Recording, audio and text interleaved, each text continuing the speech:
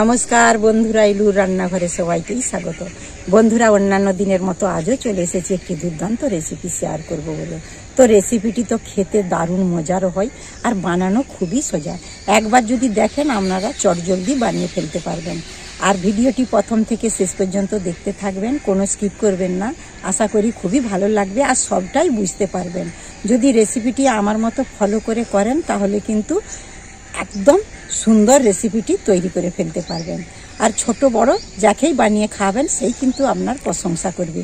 আর এই শীতের দিনে এই রেসিপিটা খেতে কিন্তু খুবই দারুণ হয়। ছোট বড় কিন্তু একবার বানিয়ে দিলেই তারা সবাই রিকোয়েস্ট করবে বারবার বানিয়ে দেওয়ার জন্য।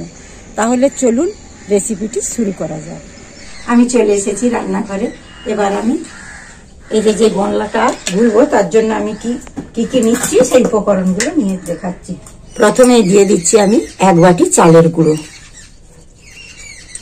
এখানে আমি 1.5 বাটি চালের গুঁড়ো দিচ্ছি। আপনারা যেই রকম পরিমাণ মতো করবেন সেই রকমই দেবেন। আমি এখানে 1.5 বাটি চালের গুঁড়ো দিয়েছি, আমি 1.5 বাটি কিন্তু ময়দাই দেব। এখানে আমি 1.5 বাটি ময়দা দিয়ে দিলাম। চালের গুঁড়ি আর ময়দা যেন সমান সমান হয়। এখানে আমি দিয়ে দিচ্ছি পরিমাণ মতো লবণ দিচ্ছি। লবণ দিলে কিন্তু এই পিঠার স্বাদটা কিন্তু দ্বিগুণ বেড়ে যায়। এবার আমি শুকনো উপকরণগুলো ভালো করে মিশিয়ে নিচ্ছি।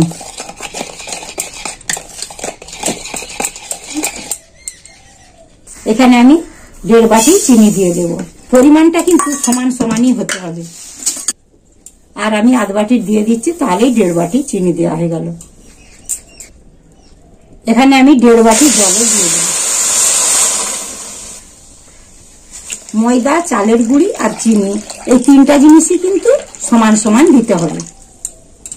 এখানে 2টো এলাচ ফাটিয়ে রেখেছি, দিয়ে দিচ্ছি। দিলে কিন্তু এই পিঠার স্বাদটা কিন্তু দ্বিগুণ বেড়ে যাবে আর ফ্লেভারটাও খুব সুন্দর হবে। আমি এবার চিনিটা ভালো করে নেড়ে নিচ্ছি। এটা 1 তার কি 2 তার এরকম কিছু নেই, শুধু জাস্ট চিনিটা গলিয়ে নিতে হবে।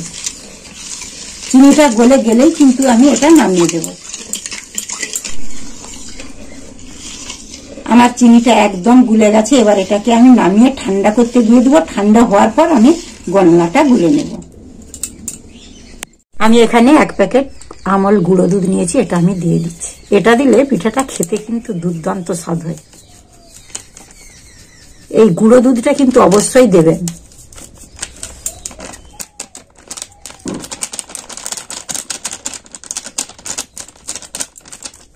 আমি এখানে 1 প্যাকেট দিয়েছি, আপনারা চাইলে 2 প্যাকেটও দিতে পারেন, তাহলে আরো বেশি খেতে ভালো লাগবে।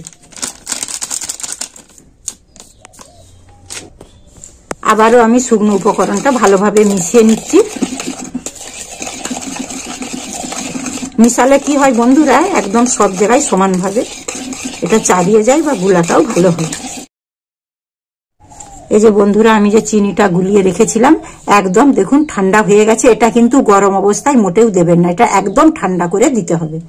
এবার আমি এটা অল্প অল্প দেব আর এটা আমি মাখতে থাকবো।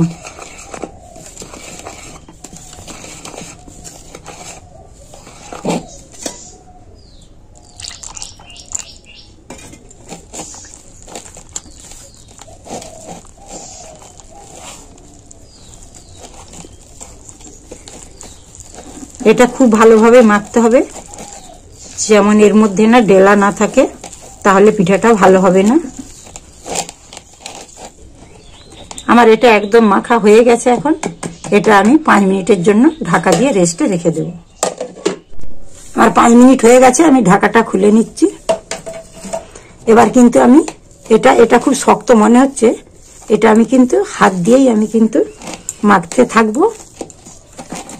আমার একটু শক্ত মনে হচ্ছে, আর একটু আমাকে জল দিতে হবে।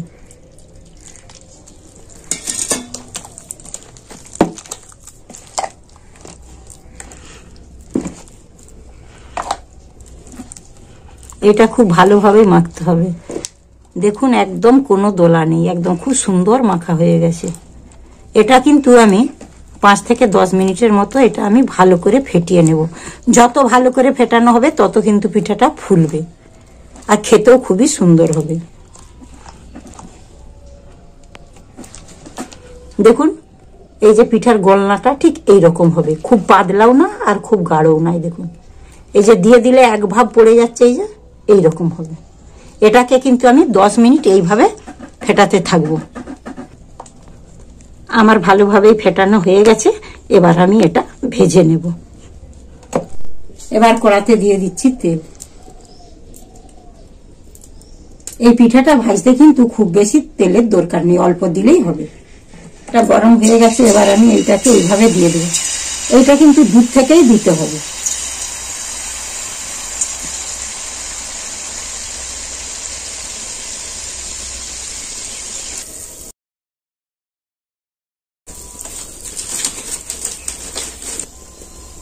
দেখুন বন্ধুরা কেমন এই যে চার সাইড থেকে কেমন ফুলতে লেগেছে। এইটা কিন্তু এইভাবে আমি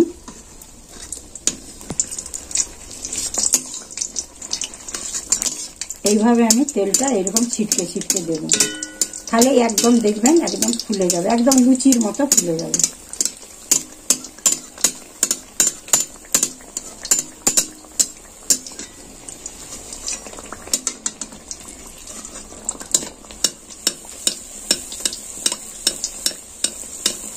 দেখুন কত সুন্দর ফুলে যাচ্ছে। দেখুন এইটা উল্টানোর কোনো দরকার নেই, শুধু এইভাবেই তেল ছিটকে দিলে হয়ে যাবে। তারপর আমি তুলে নেব এটা। দেখুন এটা খুব বেশি লাল করে ভাজার দরকার নেই। এটা এবার আমি এটা তেল ধরিয়ে তুলে নিচ্ছি। দেখুন কত সুন্দর ফুলে গেছে। দেখুন আর খেতে দারুণ মজা, আর এটা অল্প তেলেই ভাজতে হয়।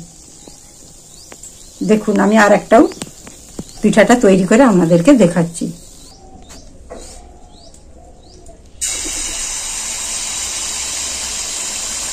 এইটা কিন্তু খুব বেশি জালটা দেওয়া যাবে না, অল্প আঁচেই ভাজতে হবে এটা।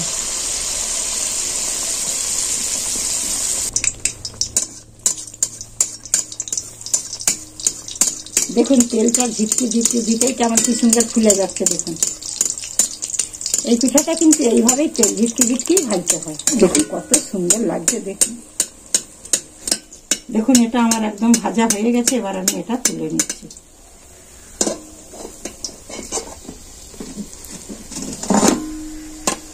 দেখুন কত সুন্দর লাগছে, একদম লুচির মতো ফুলে গেছে, আর খেতে খুবই সুন্দর হয়। আর এটা অল্প তেলেই ভাজবেন, যখন তেলটা ফুরিয়ে যাবে তখন আবার একটু করে তেল দিয়ে দিবেন। বাকিগুলো আমি এভাবেই ভেজে নেব। দেখুন বন্ধুরা আমার একদম তৈরি হয়ে গেছে শক্রলি পিঠা। এই পিঠাটি শীতের দিনে খেতে খুবই ভালো লাগে, আর বানানো খুবই সোজা। যতটা বানানো সোজা, খেতেও কিন্তু খুবই দুর্দান্ত মজার হয়। একবার যদি এইভাবে বানিয়ে খান না, বারবার বানিয়ে খেতে চাইবেন।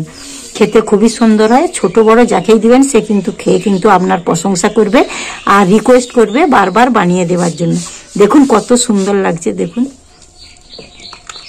দেখুন একদম কি সুন্দর লাগছে। দেখুন একদম ফুলে গেছে, যেমন লুচির মতো ফুলে গেছে, কত সুন্দর লাগছে। দেখুন খেতে দারুণ সুন্দর হয়। একবার যদি এই পিঠা বানিয়ে খান, শক্রলি পিঠাও যদি বানিয়ে খান, অন্য পিঠা ভুলে যাবেন খেতে, এই পিঠাটাই খেতে চাইবেন। আমি আপনাদেরকে একটা ভেঙেও দেখাচ্ছি। দেখুন কত সুন্দর হয়েছে। দেখুন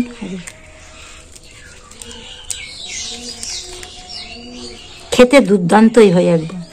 একবারটি অবশ্যই আমি যেইভাবে বানালাম এইভাবে বাড়িতে বানিয়ে খেয়ে তারপর আমাকে কমেন্টে জানাবেন। দেখুন তো বন্ধুরা আমার শক্রলি পিঠা রেসিপিটা কেমন লাগলো অবশ্যই কমেন্টে জানাবেন। আমি এখন একটু খেয়ে দেখছি কেমন স্বাদ হয়েছে। আমি তো এটা অনেকবার করে খেয়েছি, দারুণ খেতে হয়।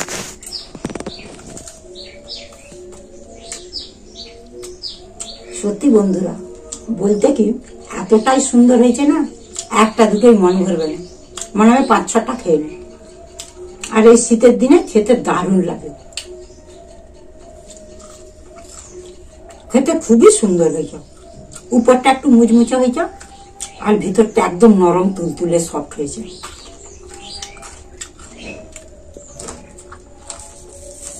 বন্ধুরা আমার রিকোয়েস্ট রইল অবশ্যই কিন্তু একবার বাড়িতে এইভাবে বানিয়ে খেয়ে তারপর আমাকে কমেন্টে জানাবে এই পিঠাটা খেতে কতটাই সুন্দর, খেতে দারুণ লাগছে খেতে। গরম গরমও খেতে ভালো লাগবে, আর ঠান্ডা হয়ে গেলেও খেতে ভালো লাগবে।